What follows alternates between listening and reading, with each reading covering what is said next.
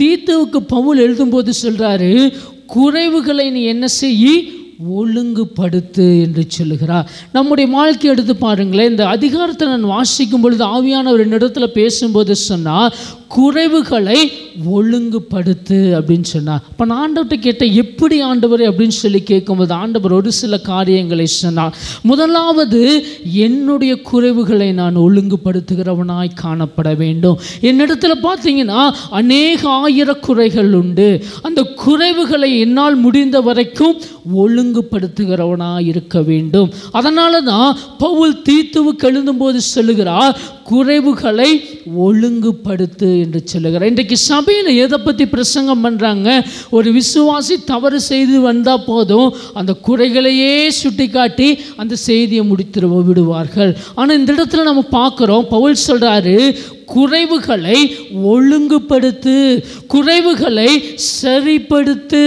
நீ எந்த இடத்துல குறைய காண்கிறாயோ அந்த குறைவுகளை நீ என்ன செய்ய, ஒழுங்குபடுத்துன்னு சொல்லி சொல்லுகிறார். நம்ம யோசிச்சு பார்ப்போம், நம்முடைய வாழ்க்கையில் எந்த இடத்துல குறை காணப்படுகிறது, நம்முடைய வாழ்க்கையில் எந்த இடத்தில் குறைகள் இருக்கிறது என்பதை யோசித்து பாருங்க. ஆண்டவரிடத்தில் நெருங்கக்கூடாதபடிக்கு எந்த இடத்துல குறைவு காணப்படுகிறதுன்னு யோசிச்சு பாருங்க. ஆண்டவருடைய சமூகத்தில் அதிக நேரம் ஜெபிக்க கூடாதபடிக்கு எந்த இடத்துல குறைவு காணுதுன்னு சொல்லி யோசித்து பாருங்க. நான் பரிசுத்தமாய் வாழாதபடிக்கு எந்த இடத்துல குறைவு காணுதுன்னு சொல்லி யோசித்து பாருங்க.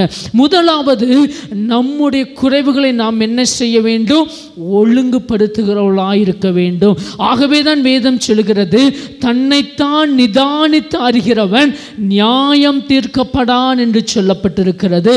எந்த மனிதன் தன்னைத்தான் நிதானித்து அறிகிறானோ அவன் நியாயம் தீர்க்கப்படான் என்று சொல்லப்பட்டிருக்கிறது.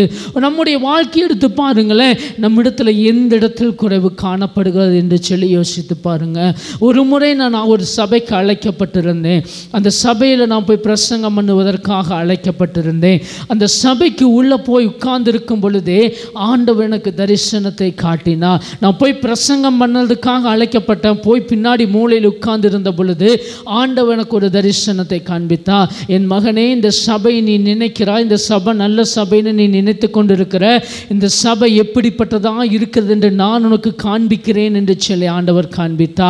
அடுத்த செகண்ட் நான் பார்க்கிறேன், எப்படி தரிசனம் பார்க்கிறேன், அந்த சபை முழுவதும் பிசாசினால் நிறைந்திருக்கிறதாக ஆண்டவர் காண்பித்தா. அந்த ஒரே ஒரு இடத்துல வெளிச்சம் இருப்பது போல மாத்திர ஆண்டவர் காண்பித்தா. நான் ஆண்டவரிடத்தில் கேட்டேன், ஆண்டவரே, என்னை பிரசங்கம் பண்ண கூட்டிக் கொண்டு வந்தீர், ஏன் இப்படிப்பட்ட தரிசனத்தை எனக்கு கொடுக்கிறீர் என்று சொல்லி ஆண்டவரிடத்தில் கேட்டபொழுது ஆண்டவர் சொன்னார், முதலாவது சபை ஊழியன் சரியா இருக்க வேண்டும். ஊழியன் சரியா இருந்தால் தான் சபை சரியா இருக்கும். சபைக்குள்ளாக ஊழியர்கள் சரியா இருந்தால் தான் சபைக்குள்ள எழுப்புதல் வரும். இன்றைக்கு நாம் எழுப்புதல் எழுப்புதல் எழுப்புதல் நைட்டு பகலா ஜெபம் பண்ணுகிறோம். ஆனால் சபையில் முதலாவது ஊழியர்கள் ஒழுங்குபடுத்து, அந்த ஊழியனை சரியா இருக்க சொல், நான் அந்த சபையை எடுத்து பயன்படுத்துவேன் என்று ஆண்டவர் சொன்னார். அப்போ முதலாவது நம்மை நாம் நிதானித்து பார்க்க வேண்டும். என்னிடத்தில் என்ன குறை இருக்கிறது, என்னிடத்தில் என்ன குற்றம் இருக்கிறது, என்னிடத்தில் என்ன குறைபாடுகள் இருக்கிறது என்பதை நம்மை நாம் என்ன செய்ய வேண்டும், நிதானித்து அறிகிறவர்களாய் காணப்பட வேண்டும். சென்ற நாட்கள் என்னுடைய மனைவிக்காக நான் ஜெபித்தேன்.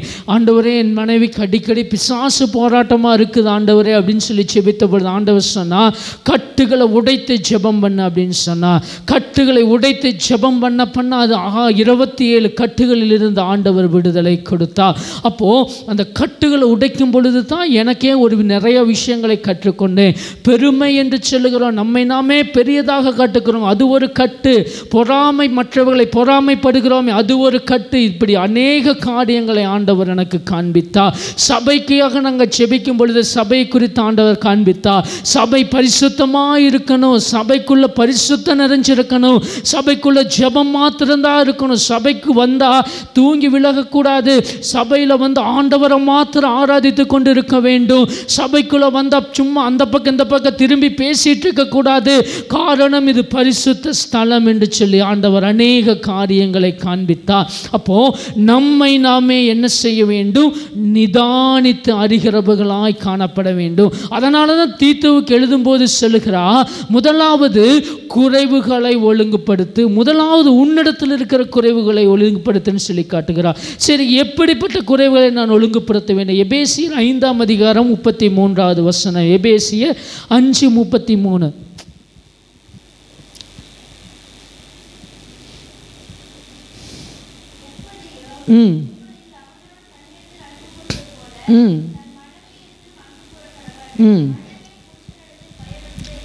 முதலாவது என்னை நான் ஒழுங்குபடுத்த வேண்டும். ரெண்டாவது என்னுடைய குடும்பத்தை நான் ஒழுங்குபடுத்துகிறவனாய் காணப்பட வேண்டும்.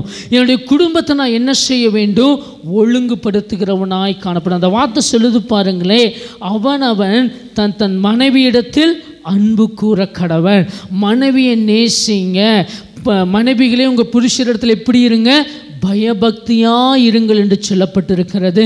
இன்றைக்கு குடும்பத்தில் பார்த்தீங்கன்னா, இந்த குடும்பத்திற்கு ஏன் இன்றைக்கு அநேக குடும்பங்கள் பிரிந்து போகுதுன்னு சொன்னால், குடும்பத்தை ஒழுங்குபடுத்தாததான் காரணம். இன்றைக்கு குடும்பத்துக்குள்ளே ஏன் பிரச்சனை வருகிறதுன்னு சொன்னால், குடும்பத்தில் ஒழுங்கு இல்லாதனால தான் பிரச்சனை வருகிறது. முதலாவது குடும்பத்துக்குள் இருக்கிற பிரச்சனையை சரிப்படுத்த வேண்டும். அப்பொழுது தான் சபைகளில் எழுப்புதல் வரும். முதலாவது குடும்பத்தை நாம் சரியாய் நடத்தினா தான் சபைகளுக்குள்ள எழுப்புதல் வரும். ஒரு சபை வளர வேண்டும் என்று சொன்னால் அந்த குடும்பம் சரியானதாக இருக்க வேண்டும். சபைக்கு 4 குடும்பம் வந்தாலும் அந்த 4 குடும்பம் சரியா இருந்தால் போதும். அந்த சபையை கொண்டு ஆண்டவர் 1000 குடும்பங்களை ரட்சிக்க வல்லவராயிருக்கிறார். அப்போ குடும்பங்களை முதலாவது ஒழுங்குபடுத்த வேண்டும் என்று சொல்லி கர்த்தர் விரும்புகிறார். இன்றைக்கு உங்க குடும்ப வாழ்க்கை குறித்து யோசிச்சு பாருங்க. என்னுடைய குடும்பம் ஆண்டவரை தேடுகிறதுல சரியா இருக்குதான்னு சொல்லி யோசித்து பாருங்க. ஆண்டவருடைய சமூகத்தில் ஜெபிக்கிறதுல சரியா இருக்குதான்னு சொல்லி யோசித்து பாருங்க. ஆண்டவருடைய சமூகத்தில் உபவாசிக்கிறதுல சரியா இருக்குதான்னு சொல்லி யோசித்து பாருங்க. ஆண்டவருக்கு கொடுக்க வேண்டியதில் சரியா இருக்குதான்னு சொல்லி யோசித்து பாருங்க. எல்லா காரியங்களிலேயும் என்னுடைய குடும்பம் சரியா இருக்குதான்னு சொல்லி யோசித்து பாருங்க. அப்போ குடும்பம் சரியா இருந்தா தான் குடும்பத்துக்குள்ள எழுப்புதல் வரும். அந்த எழுப்புதல் சபைக்குள்ள வருகிறதா இருக்கிறது. அப்போ இன்றைக்கு உங்க வாழ்க்கை யோசிச்சு பாருங்க. என்னுடைய குடும்பம் சரியானதா இருக்கிறதா? நான் சரியாய் தேவனை பின்பற்றுகிறேனா? நான் குடும்பமாய் நேரமே ஆலயத்துக்கு வந்து காத்திருக்கிறேனா? நான் குடும்பமாய் நேரமே வந்து ஆண்டோடைய சமூகத்தில் ஆண்டோடைய வார்த்தையை கேட்க காத்திருக்கிறேனா? யோசிச்சு பாருங்களேன். நம்ம எப்போ சர்ச்சுக்கு வருவோம்? 10 மணி சர்ச்சுனா 12 மணிக்கு ஆடி அசைஞ்சு வருவோம். என் ஆத்துமாவேன்னு சொல்லும்போது சர்ச்சுக்குள்ள வருவோம். ஆமேன்னு சொல்லும்போது வெளியே போய் விடுவோம். ஆனால் ஆண்டவர் சொல்லுகிறார், ஆலயத்துக்கு நேரமாக வந்து நேரமே வந்து ஆண்டோடைய சமூகத்தில் என்ன செய்ய வேண்டும்? காத்திருக்க வேண்டும். குடும்பமாய் ஆண்டோடைய சமூகத்துக்கு வர வேண்டும். கணவன் ரட்சிக்கப்படலைங்க, என் பசங்க ரட்சிக்கப்படலைன்னு சொல்றீங்களா? ஆண்டோடைய சமூகத்தில் உபவாசம் பண்ணி ஜெபம் பண்ணுங்க. ஏன் ரட்சிக்கப்பட மாட்டாங்க? ஏன் அவங்க சந்திக்கப்பட மாட்டாங்க? வேதம் சொல்லுகிறது, நானும் என் வீட்டாருமோ வென்றால் கர்த்தரையே சேவிப்போம் என்று சொல்லப்பட்டிருக்கிறது. வேத வசனத்தை வச்சு ஜெபம் பண்ணுங்களேன். ஆண்டவரே, உம்முடைய வேத வார்த்தை சொல்லுகிறதே, நானும் என் வீட்டாருமோ வென்றால் கர்த்தரையே சேவிப்போன்னு சொல்லுதே. என் பையன் நீ ரட்சிக்கப்படலை, என் பையனை ரட்சிங்கன்னு சொல்லி முழங்கால நின்னா ஏன் அவன் ரட்சிக்கப்பட மாட்டான்? என் வீட்டுக்காரர் மனம் திரும்ப மாட்டேங்கிறாருங்கன்னு சொல்றீங்களே, ஆண்டோடைய சமூகத்தில் வந்து முழங்கால் படியிட்டு உபவாசம் பண்ணி ஜெபம் பண்ணினா ஏன் அவங்க ரட்சிக்கப்பட மாட்டார்கள்? அப்போ குடும்பமாய் தேவனுடைய சமூகத்துக்கு வர வேண்டும். தேவனுடைய சமூகத்தில் வந்து ஆராதிக்க வேண்டும். அதனால தான் தீத்துவுக்கு எழுதும்போது சொல்லுகிறார், குறைவுகளை ஒழுங்குபடுத்து. குடும்பத்தில் இருக்கக்கூடிய குறைவுகளை ஒழுங்குபடுத்து. உன்னுடைய இருக்கிற குறைகளை ஒழுங்குபடுத்து. அதே போல உன்னுடைய குடும்பத்தில் இருக்கக்கூடிய குறைகளை என்ன செய்ய? ஒழுங்குபடுத்துன்னு சொல்லி கர்த்தர் பேசுகிறார். இன்றைக்கு உங்க வாழ்க்கை யோசிச்சு பாருங்க, குடும்பத்தை யோசிச்சு பாருங்க. குடும்பமாய் வந்து ஆராதிப்பதற்கு எது தடையா இருக்கிற அந்த தடைகளை மாற்றி போடுவதற்காக ஜெபம் பண்ணி பாருங்களேன். ஆண்டவர் அந்த தடையை மாற்றுகிறவராய் இருக்கிறார். அடுத்ததாக எதை ஒழுங்குபடுத்த வேண்டும்? சபையை முதலாவது சொன்ன என்னை நான் ஒழுங்குபடுத்த வேண்டும். இரண்டாவது குடும்பத்தை நான் ஒழுங்குபடுத்த வேண்டும். மூன்றாவது சபையை ஒழுங்குபடுத்த வேண்டியதாக இருக்குது. வெளிப்படுத்தின விசேஷம் அந்த 2ஆம் அதிகாரத்திலிருந்து நீங்கள் வாசி பார்த்தீங்கன்னு சொன்னால், ஒவ்வொரு காரியங்களையும் சொல்லலாம், ஆனால் நேரம் போதுமானதாக இல்லை. ஆகவே நான் வேகமாய் செல்கிறேன். வெளிப்படுத்தின விசேஷம் 2ஆம் அதிகாரம் 4ஆம் வசனத்தை நீங்கள் வாசி பார்த்தீங்கன்னா எபேசு சபையை குறித்து சொல்லப்பட்டிருக்கிறது. அந்த வெளிப்படுத்தின விசேஷம் முழுவதும் 7 சபைகளை குறித்து சொல்லப்பட்டிருக்கிறது. எபேசு சபை, ஒவ்வொரு சபைகளிலும் உன்னிடத்தில் இந்த குறை உண்டு, இந்த குறை உண்டு, இதிலிருந்து மனம் திரும்பு, ஜெயம் கொள்ளுகிறவனுக்கு நான் ஜீவ கிரீடத்தை கொடுப்பேன், உன்னிடத்தில் இந்த குறையுண்டு, இந்த குறையுண்டு என்று சொல்லி ஒவ்வொரு குறைகளையும் ஆண்டவர் சுட்டி காட்டுகிறார். அடுத்ததாக நான் எதை ஒழுங்குபடுத்த வேண்டும்? சபையை நான் ஒழுங்குபடுத்துகிறதாய் காணப்பட வேண்டும். அதில் ஒரே ஒரு சபையை மாத்திரம் நான் சொல்லி வேகமாய் கடந்து செல்ல விரும்புகிறேன். வெளிப்படுத்தல் 2:4 சொல்லப்பட்டிருக்கிறது, எபேசு சபைக்கு எழுந்தபோது சொல்லுகிறார், ஆதியில் கொண்டிருந்த அன்பை விட்டாய் என்று சொல்லி உன் பேரில் எனக்கு குறை உண்டு என்று சொல்லுகிறார். ஆதியில் கொண்டிருந்த அன்பை நீ விட்டுட்ட, சபையே நீ ஆதியில் கொண்டிருந்த அன்பை விட்டுட்ட, ஆதியில் நீ அதிகமாய் ஜெபித்தாயே, ஆதியில் நீ அதிகமாய் ஆண்டவரோடு நெருக்கமாய் இருந்தாயே, ஆதியில் நீ அதிகமாய் ஆண்டவருடைய பிரசன்னத்தை உணர்ந்தாயே, ஆதியில் நீ அதிகமாய் ஆண்டவரோடு தொடர்பில் இருந்தாயே, இன்றைக்கு அந்த தொடர்பு இருக்குதான்னு சொல்லி யோசித்து பார் என்று சொல்லுகிறார். அப்போ சபை முதலாவது என்ன செய்ய வேண்டும்? மனம் திரும்பி ஆண்டவருடைய சமூகத்தில் என்ன செய்ய வேண்டும்? வர வேண்டும் என்று சொல்லி கர்த்தர் விரும்புகிறார். அப்போ சபை ஆண்டவருடைய சமூகத்தில் ஆதியில் இருந்த அன்புக்கு திரும்ப வேண்டும். ஆதி அன்புன்னு சொன்னா என்ன அர்த்தம்? அப்போஸ்தலர் காலத்தில் இருந்த அன்புக்கு திரும்ப வேண்டும். இன்றைக்கு சபையில் ஆராதனை எங்கெங்கேயோ போய்கொண்டது. இன்றைக்கு ஆராதனை எப்படியோ செய்து கொண்டிருக்கிறார்கள். ஆனால் வேதம் சொல்லுகிறது, சுய இஷ்டமாய் ஆராதிப்பதற்கு பெயர் ஆராதனை அல்ல. ஆவியோடு ஆராதிக்க வேண்டும், உண்மையோடு ஆராதிக்க வேண்டும். தேவன் பரிசுத்தராய் இருக்கிறார் என்கிற பயத்தோடும் நடுக்கத்தோடும் அவரை ஆராதிக்க வேண்டும். அவர் சர்வ வல்லமையுள்ள தேவனாகிய கர்த்தர் ஆலயத்தில் உலாவிக் கொண்டு இருக்கிறார் என்கிற பயத்தோடு ஆராதிக்க வேண்டும்.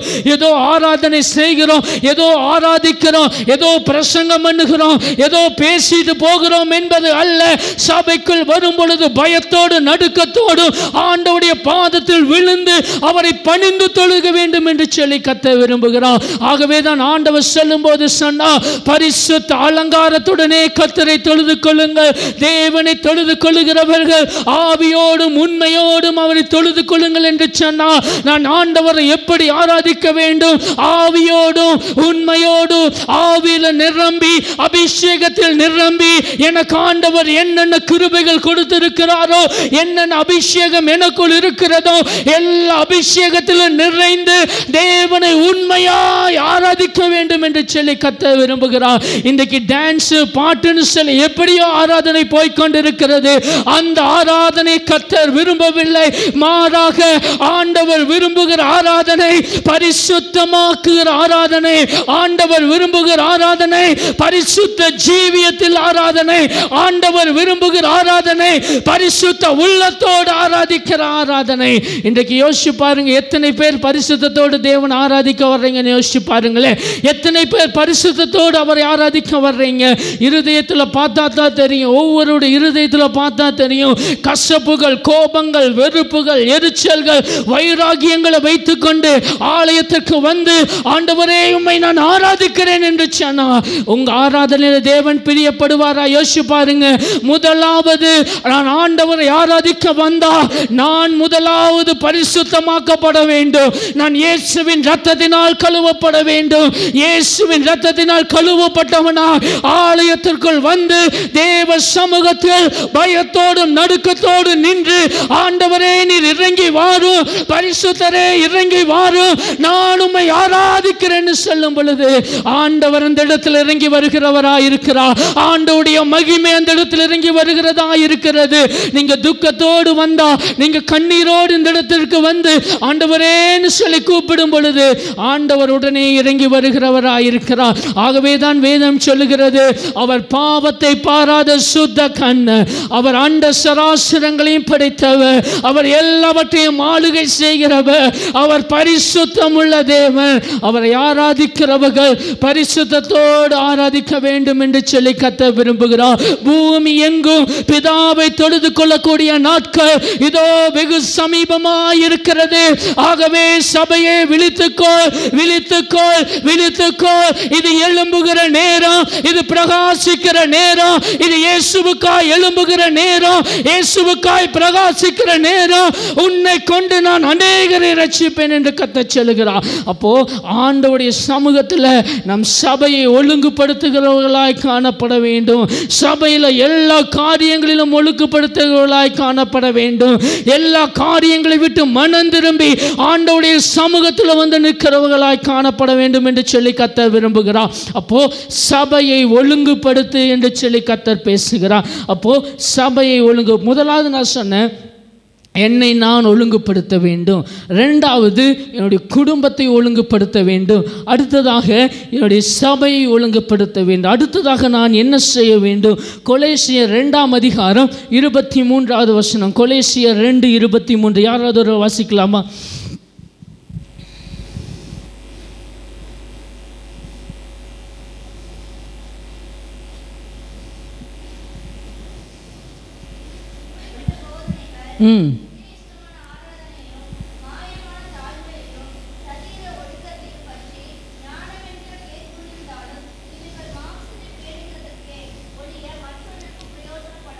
அந்த வார்த்தையில் பவுல் எழுதுறாரு பாருங்களேன். இப்படிப்பட்ட போதனைகள் சுய இஷ்டமான ஆராதனையிலும் மாயமான தாழ்மையிலும் என்று சொல்லப்பட்டிருக்கிறது. தன்னைத்தான் தாழ்த்துகிறவன் எவனும் உயர்த்தப்படுவான் என்று வேதம் சொல்லுகிறது. இன்றைக்கு அநேகருடைய வாழ்க்கையில் ஏங்க உயர்வு இல்லைன்னு சொன்னால் மாயமான தாழ்மை. ஆண்டோடைய சமூகத்துக்கு வரும்போது அப்படியே தாழ்மையே இருக்கிற மாதிரி நடிப்போம். ஆனால் உண்மையான வாழ்க்கையை பார்த்தீங்கன்னா தாழ்மை இருக்காது. ஏதோ ஒரு இடத்துல பெருமை இருக்கும். நான் என்கிற பெருமை, நான் இதை சாதித்து விட்டேன் என்கிற பெருமை, நான் இதை செய்து முடித்து விட்டேன் என்கிற பெருமை, நான் அந்த காரியத்தை சாதித்து விட்டேன், நான் பெரிய வீடு கட்டி விட்டேன், நான் பணம் அதிகமாக சேர்த்து விட்டேன், நான் எல்லாவற்றையும் செய்தேன் என்கிற பெருமையை வைத்துக்கொண்டு ஆண்டவர் ஆராதிக்க முடியாது. அதனால தான் ஆண்டவர் சொல்றாரு, ஊழியத்தை ஒழுங்குபடுத்து, ஊழியத்தில் இருக்கக்கூடிய ஒவ்வொரு காரியங்களை ஒழுங்குபடுத்து. யோவான் 12:26 யோவான் 12:26 யாராவது வாசிக்கலாமா?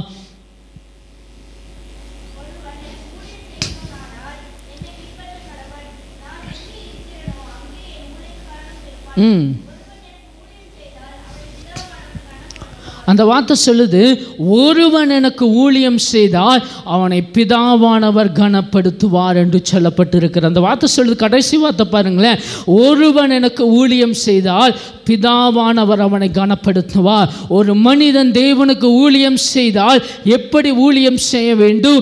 தேவன் விரும்புகிறபடி ஊழியம் செய்ய வேண்டும். எனக்கு இஷ்டமானபடி நான் ஊழியம் செய்ய முடியாது. எனக்கு பிரியமானபடி நான் ஊழியம் செய்ய முடியாது. மற்றவங்க சொல்கிற ஆலோசனையை கேட்டுட்டு நான் ஊழியம் செய்யக்கூடாது. நான் பிதாவானவரால் கனப்படுத்தப்பட வேண்டுமானால் ஆண்டவர் விரும்புகிறபடி என்னுடைய ஊழியம் இருக்க வேண்டும். ஆண்டவர் எதை விரும்புகிறாரோ அதைத்தான் நான் ஊழியத்தில் செய்ய வேண்டும். என்னுடைய இஷ்டத்துக்கு நான் செய்ய முடியாது. என்னுடைய இஷ்டத்துக்கு எப்படி வேண்டாலும் சபையை நடத்தி போல செய்ய முடியாது.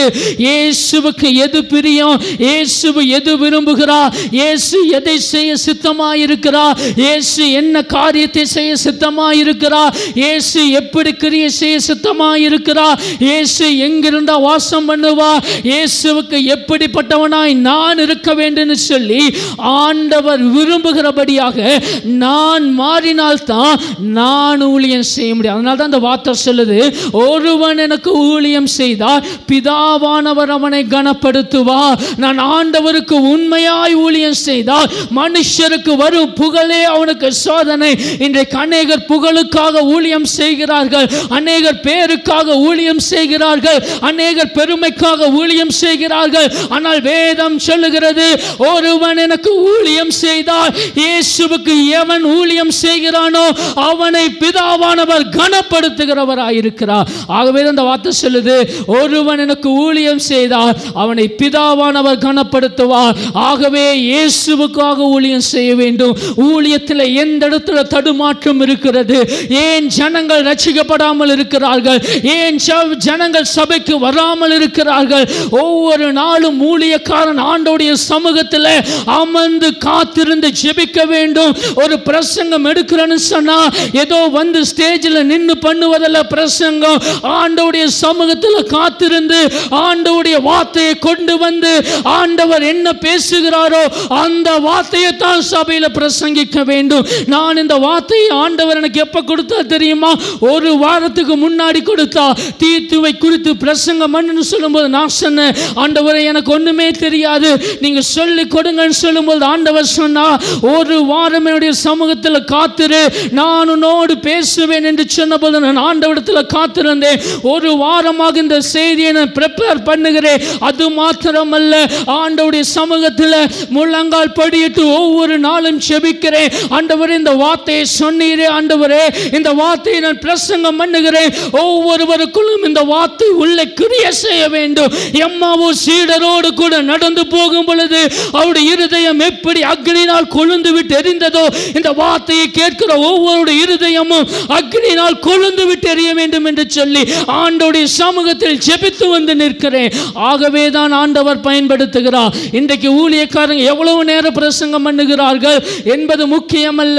ஆண்டவருடைய வார்த்தையை கேட்டு, ஆண்டவருடைய சத்தத்தை கேட்டு, ஆண்டவர் எதை பிரசங்கம் பண்ண சொல்லுகிறாரோ அந்த வார்த்தையை பிரசங்கம் பண்ண வேண்டும் என்று சொல்லி கத்த விரும்புகிறார். அதனால தான் இந்த வார்த்தையில் சொல்லுகிறார், ஊழியத்தில் இருக்கக்கூடிய குறைவுகளை ஒழுங்குபடுத்து, ஊழியத்தில் உள்ளவைகளை நீ ஒழுங்குபடுத்து, ஊழியத்தில் என்னென்ன குறைவுகள் காணப்படுகிறதோ அந்த எல்லா காரியங்களையும் ஒழுங்குபடுத்துன்னு சொல்லி கத்தர் விரும்புகிறார். இன்னைக்கு நம்ம எப்படி ஒழுங்குபடுத்துகிறோம்னு சொல்லி யோசித்து பாருங்க.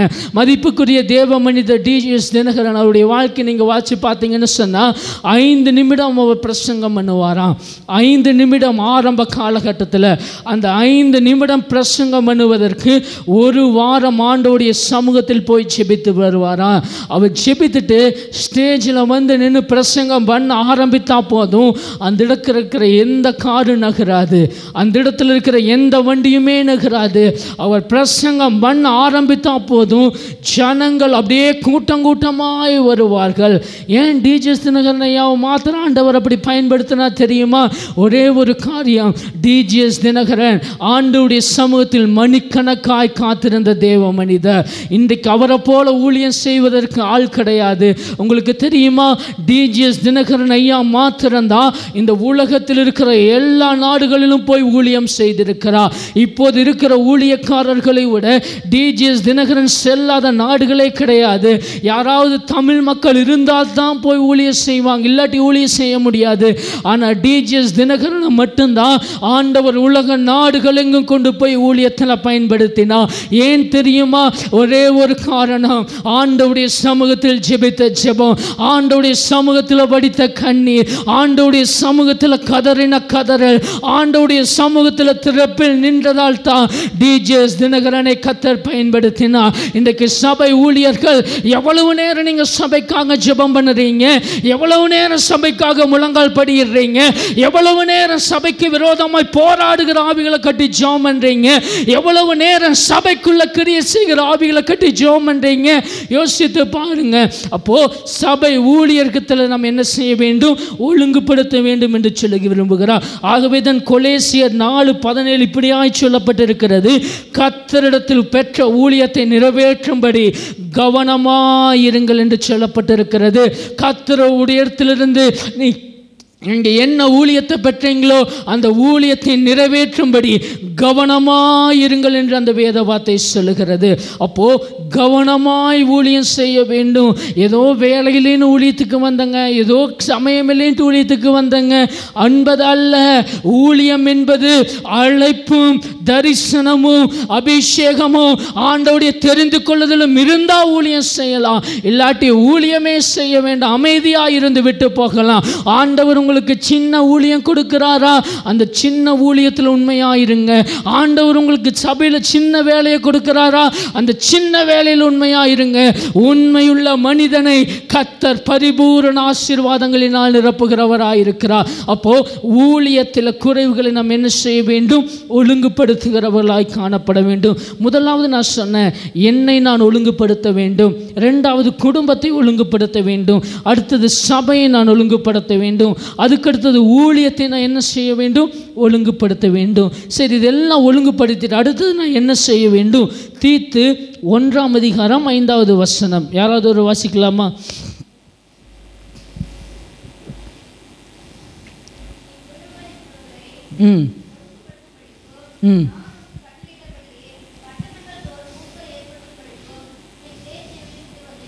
சரி, அந்த வார்த்தை சொல்லுது, பட்டணங்கள் தோறும் மூப்பரை ஏற்படுத்துங்கள் என்று சொல்லுகிறார். பவுல் எழுதும்போது சொல்றாரு, முதலாவது நீ என்ன செய்?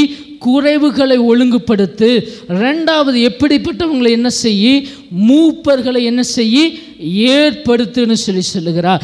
தீத்து 1:6-9 நீங்கள் வாசி பாருங்களேன், வீட்டில் போய் வாசி பாருங்க.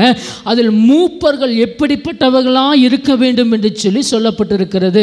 அதில் நீங்கள் வாசி பார்த்தீங்கன்னு சொன்னால், குற்றம் சாட்டப்படாதவனாக இருக்கணும், ஒரே மனைவி உடையவனாக இருக்க வேண்டும், விசுவாசத்தின் பிள்ளைகளாக இருக்க வேண்டும், அவன் கண்காணியாக இருக்க வேண்டும். இப்படி நிறைய காரியங்கள் சொல்லப்பட்டிருக்கிறது. அதில் ஒரே ஒரு காரியத்தை மாத்திரம் சொல்லி ஜெபிக்க விரும்புகிறேன். 9 யாராவது ஒரு வாசிக்கலாம்? 9. அந்த வார்த்தை சொல்லுது, ஆரோக்கியமான உபதேசத்தினாலே புத்தி சொல்லுகிறவனாக இருக்க வேண்டும். ஒரு சபையின் மூப்பர் எப்படிப்பட்டவனாக இருக்குன்னு பவுல் எழுதுகிறார் பாருங்களே. ஆரோக்கியமான உபதேசத்தில் புத்தி சொல்லுகிறவனாக இருக்க வேண்டுமா?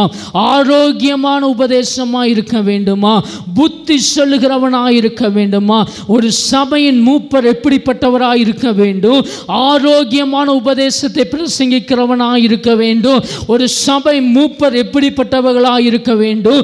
வேத வசனத்தை நன்றாய் அறிந்தவர்களாய் இருக்க வேண்டும். வேத வசனத்தை தெளிவாய் அறிந்தவர்களாய் இருக்க வேண்டும். அதனால இந்த வார்த்தை சொல்லுது, ஆரோக்கியமான உபதேசத்தை அவங்க சொல்றவங்களா இருக்க வேண்டும். இன்றைக்கு சபை மூப்பர்னு எப்படி ஏற்படுத்துறாங்க தெரியுங்களா? இன்றைக்கு அநேக சபையில் எவ்வளவு பணம் வச்சிருக்கிறாங்களோ அவங்கள மூப்பரா வச்சிருக்காங்க. எவ்வளவு பெரிய ஆளா இருக்கிறாங்களோ, எவ்வளவு பெரிய பதவியில் இருக்கிறாங்களோ அவர்களை மூப்பரா வைத்துக் கொண்டிருக்கிறார்கள். ஆனா இந்த வார்த்தை சொல்லுது, சபை மூப்பரா இருக்க வேண்டும் சொன்னா அவன் ஆரோக்கியமான உபதேசத்தை அவன் பிரசங்கிக்கிறவனா இருக்க வேண்டும். ஆரோக்கியமான உபதேசத்தில் புத்தி சொல்லுகிறவனா இருக்க வேண்டும் என்று சொல்லப்பட்டிருக்கிறது.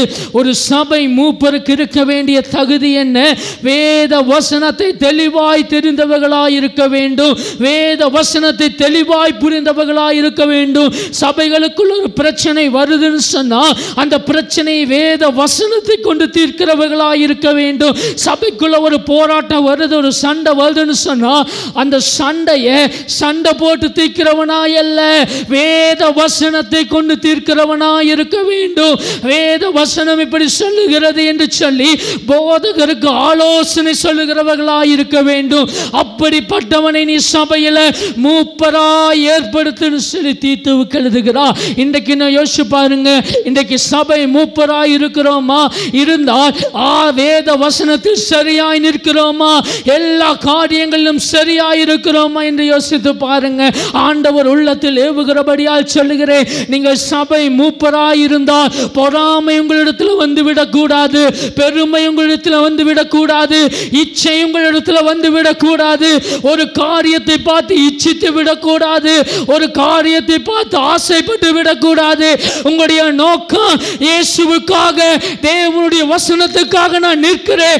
என்ன பாடுகள் வந்தாலும் வரட்டும், என்ன பிரச்சனை வந்தாலும் வரட்டும், என்ன உபத்திரவம் வந்தாலும் வரட்டும், இயேசுவுக்காக வேத வசனத்துக்காக நிற்கிறேன் என்று சொல்லி வைராகியமாய் நிற்க வேண்டும். அப்படிப்பட்ட மூப்பர்களை தான் கர்த்தர் விரும்புகிறார். இன்றைக்கு சபையின் மூப்பர்கள் எப்படிப்பட்டவர்களாய் இருக்கிறார்கள் என்பதை யோசித்து பாருங்க. அதனால தான் தீத்துவுக்கு எழுதும் போது எழுதுகிறார், சபை மூப்பர்களை நீ ஒழுங்குபடுத்து, நீ சபை மூப்பர்களை ஏற்படுத்து, அவர்கள் எப்படிப்பட்டவர்களாய் இருக்க வேண்டும் என்று சொல்லி கர்த்தர் விரும்புகிறார் என்று சொல்லி இருக்கிறார். அடுத்ததாக மூப்பருக்கு இருக்க வேண்டிய இன்னொரு குதாசியம் என்ன? தீத்து 3:14 3:14 யாராவது ஒரு வாசிக்கலாம்? 3:14 சரி, அதில் வார்த்தை சொல்லுது, நம்முடையவர்கள் கனியற்றவர்களாக இருக்கக்கூடாது. சபை மூப்பர்கள் எப்படிப்பட்டவர்களாக இருக்கணும்? கனியற்றவர்களாக இருக்கக்கூடாது, கனி கொடுக்கிறவர்களாக இருக்க வேண்டும். என்ன கனி கொடுக்க வேண்டும்? ஆவியின் கனியை கொடுக்கிறவர்களாக இருக்க வேண்டும். ஆவியின் கனி என்ன? அன்பு, சந்தோஷம், சமாதானம், நீடிய பொறுமை, தயவு, நற்குணம், விசுவாசம், சாந்தம், இச்சை அடக்கம். இந்த ஆவியின் கனிகள் ஒவ்வொரு சபை மூப்பர்களுக்குள்ளும் காணப்பட வேண்டும். சபை மூப்பர்களுக்குள்ள காணப்பட வேண்டும். சபை ஊழியர்களுக்குள்ள காணப்பட வேண்டும். சபையின் விசுவாசிகளுக்குள் காணப்பட வேண்டும். உங்களுடைய வாழ்க்கை முழுவதும் கனிகளால் நிறைந்த வாழ்க்கையாக இருக்க வேண்டும். இன்றைக்கு உங்கள் வாழ்க்கையை யோசிச்சு பாருங்க, எதனால் நிறைஞ்ச வாழ்க்கையாக இருக்குது? உங்கள் வாழ்க்கையில் ஆவியின் கனி இருக்குதா? ஆவியானவர் அழுகிற அன்பு இருக்குதா? சந்தோஷம் இருக்குதா? சமாதானம் இருக்குதா? எல்லா கனியும் உங்களிடத்தில் இருக்குதா என்பதை யோசித்து பாருங்க. அதனால் தான் பவுல் எழுதும்போது தீத்துவுக்கு எழுதுகிறார், ஆவியின் கனியை கொடுக்கிறவர்களாக இருக்க வேண்டும். ஆவியின் கனியில் நிரப்பப்பட்டவர்களாக இருக்க வேண்டும். ஆவியின் கனி உள்ளத்திலிருந்து புறப்படுகிறதாய் காணப்பட வேண்டும் என்று சொல்லி கத்த விரும்புகிறார். அப்போ சபை மூப்பர்களுக்குள்ள தகுதி ஆண்டவர் காட்டுகிறார். இந்த ரெண்டு காரியங்கள் இருந்தால் போதுங்க. இன்றைக்கு சபை எப்படியோ வளர்ந்து போயிருக்கும். இன்றைக்கு கிறிஸ்தவம் ஏன் வளர மாட்டேங்குது? ஏன் கிறிஸ்தவம் இன்னைக்கு கீழே போய் கொண்டிருக்கிறது? இந்த ரெண்டு காரியங்கள் இல்லாதனால தான். இன்றைக்கு குறைவுகள் சபையில் இருந்தாலும் அதை அப்படியே போட்டு பயங்கரமாக பேசுகிறாங்க, குறைவுகளையே பேசுகிறாங்க, ஆனால் ஒழுங்குபடுத்துவதில்லை. அதனால தான் இன்றைக்கு சபை வளர்ச்சி இல்லை. ஏன் இன்றைக்கு சபை எழும்ப மாட்டேங்கிறது? நாமும் இரவும் பகலுமாக ஜெபிக்கிறோம், ஆண்டவரை எழுப்புதலை அனுப்புன்னு ஜெபம் பண்ணுறோம். ஆனால் ஏன் சபை எழும்ப மாட்டேங்குது? குறைவுகளை ஒழுங்குபடுத்தலை, சரியான மூப்பர்களை வைக்கல, ஆண்டவருடைய சமூகத்தில் சரியா வேத வசனத்தை புரிந்து கொண்ட மூப்பர்களை சபையில் வைக்கல, கனியுள்ள மூப்பர்களை சபையில் வைக்கல. அதனால தாங்க இன்னைக்கு சபை வளர்வதில்லை. இன்னைக்கு யோசித்து பாருங்களேன், நம்ம குறைவுகளை ஒழுங்குபடுத்தலாமா? நம்ம சரியா இருக்கிறோமா என்பதை யோசித்து பாருங்க. கண்களை முடிச்சோம் இல்லாமா? எல்லாரும் கண்களை மூடி ஏசப்பாவை நோக்கி பாருங்க. முதலாவது ஆண்டவர் சொல்லுகிறார், உன்னிடத்தில் இருக்கிற குறைவுகளை ஒழுங்குபடுத்து. முதலாவது உங்களை நீங்களே ஆராய்ச்சி பாருங்க. என்னிடத்துல என்ன குறை இருக்குதுப்பா? எசப்பா எனக்கு வெளிப்படுத்துங்கப்பா. என்னிடத்துல என்ன குறை இருக்குதுப்பா? எசப்பா என்னிடத்துல என்ன குறை இருக்குது? எசப்பா மற்றவங்கள நான் நேசிக்கிறதுல குறையா இருக்கேன்னாப்பா. எப்போ பார்த்தாலும் நான் சண்டை கட்டிகிட்டே இருக்கிறேன்னாப்பா. எப்போ பார்த்தாலும் நான் கோவம், எரிச்சல் எனக்குள் இருக்குதாப்பா. என்னோட குறைவை எனக்கு காட்டுங்கப்பா. என்னோட குறைவை எனக்கு காட்டுங்கப்பா. என்னுடைய குறைவை எனக்கு காட்டுங்கப்பா. என்னைத்தான் நிதானித்து அறிகிறவன் நியாயம் தீர்க்கப்படான்னு சொல்லியிருக்கீங்களேப்பா. என்னை நானே நிதானிச்சு பார்க்குறேன்ப்பா. என்னுடைய குறைவுகளை எனக்கு காண்பீங்கப்பா. என்னுடைய குறைவுகளை எனக்கு காண்பீங்கப்பா. நான் சரியாய் ஓடணும்ப்பா. எசப்பா நான் பாவம் செய்து கொண்டே இருக்கிறேனாப்பா. அப்பா அந்த பாவத்திலிருந்து விடுதலை இல்லையேப்பா, எனக்கு விடுதலை தாங்கப்பா. எசப்பா நான் மறைமுகமாக செய்து கொண்டிருக்கிற பாவத்திலிருந்து எனக்கு விடுதலை தாங்க. துணிகரமாக செய்கிற பாவத்திலிருந்து எனக்கு விடுதலை தாங்கப்பா. எசப்பா என் குறைவுகளை ஒழுங்குபடுத்துங்க. என்னிடத்துல என்ன குறை இருக்குதுன்னு சொல்லி ஒழுங்குபடுத்துங்க. நான் மற்றவங்களை பற்றி குறை சொல்லிட்டே இருக்கிறேன்ப்பா. என்னிடத்தில் இருக்கிற குறையை நான் பார்க்கறதில்லை. ஆண்டவரே அந்த குறையை எனக்கு ஒழுங்குபடுத்துங்க. ஆண்டவரே மற்றவங்களை பற்றி எப்போ கேவலமா நினைச்சிட்டு இருக்கிறப்பா, அந்த குறையை எனக்கு ஒழுங்குபடுத்துங்க. மற்றவங்களை நான் இலக்காரமா நினைச்சிருக்கிறேனேப்பா, அற்பமா நினைச்சிருக்கிறேனேப்பா, அந்த குறையை எனக்கு ஒழுங்குபடுத்துங்கப்பா. அப்பா ஒழுங்குபடுத்துங்க, அப்பா ஒழுங்குபடுத்துங்க. எல்லாரும் வாய்களை திறந்து ஜெபம் பண்ணுங்களாமா? ஹல்லேலூயா, ஹல்லேலூயா. குறைவுகளை ஒழுங்குபடுத்துங்க. என்னை நானே நிதானிச்சு பார்க்குறப்பா. என்னுடைய குறைவுகளை ஒழுங்குபடுத்துங்கப்பா. அடுத்ததாக அவர் சொல்லுகிறார், சபையின் குறைவுகளை ஒழுங்குபடுத்து. ஆண்டவரே எங்கள் சபையில் இன்னும் ஜெபிக்கிறவங்க வரலையேப்பா. ஆண்டவரே இன்னும் ஜெபங்கள் எழும்பலையே. ஆண்டவரே எங்கள் சபையில் ஆண்டவரே நாங்கள் ஜெபிக்கிறதுக்கு ஜெப ஆட்களை எழுப்பும் ஆண்டவரே. ஆண்டவரே எங்கள் ஜனங்கள் ரட்சிக்கக்கூடாதபடிக்கு சபையில் இருக்கிற எல்லா கட்டுகளும் இயேசுவின் நாமத்தில் உடை உடைந்து போவதாக, எல்லா கட்டுகளும் உடைந்து போவதாக, எங்கள் சபை எழும்பி பிரகாசிப்பதாக. அடுத்தது ஊழியத்தில் இருக்கிற குறைகள், ஊழியத்தில் ஆண்டவரே இந்த காரியத்தில் குறை வச்சுட்டோமேப்பா, அந்த குறைகளை ஒழுங்குபடுத்துங்க. ஹல்லேலூயா, ஹல்லேலூயா. ஆண்டவரே குறைவுகளை ஒழுங்குபடுத்துங்க. அடுத்தது மூப்பர்களை ஏற்படுத்துன்னு சொன்னீங்கப்பா. எங்க மூப்பர்களை கர்த்தர் தாமே ஆவியின் கனியினால் நிறைங்கப்பா.